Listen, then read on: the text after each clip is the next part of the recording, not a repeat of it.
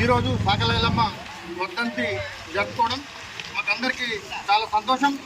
ఈరోజు సాకలైలమ్మ చనిపోయింది అని చెప్పని ఈరోజు మనం గుర్తు చేసుకుంటున్నాం. ఆమె ఆశయాలు ఎప్పటికీ బతికే ఉంటాయి. మనము భూమి ఉన్నంతసేపు ఆమె ఆశయాలు బతికే ఉంటాయి.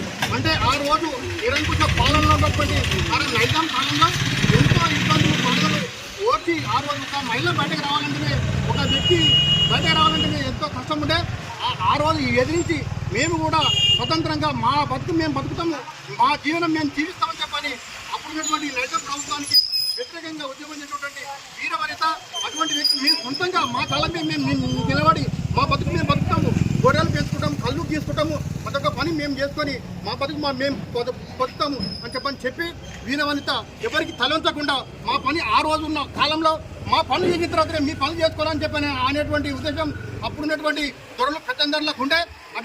అటువంటి విషయాన్ని ఆమె ఎదిరించి మా పనులు మేము చేసుకుంటాం, మీకు వెటిసాకి చేయం అని చెప్పనేటువంటి ఉద్దేశంతో ఆమె బయటకు వచ్చి ఈరోజు అందరికీ తల్లి అయింది. అందరూ మనం జ్ఞాపకం చేసుకునే విధంగా ఆ అమ్మ అయింది.